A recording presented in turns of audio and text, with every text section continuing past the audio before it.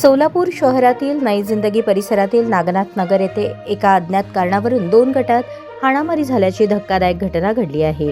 मा आयशा हॉल जवळ झालेल्या या हाणामारीत 3 जण गंभीर जखमी झाले असून परिसरात काही काळ तणावाचे वातावरण निर्माण झाले होते. ही घटना रविवारी रात्री 8:30 ते 9:15 दरम्यान घडली आहे. मिळालेल्या प्राथमिक माहितीनुसार नागनाथ नगर भागातील मा आयशा हॉल जवळ 2 गट किरकोळ कारणावरून हाणामारी झाली.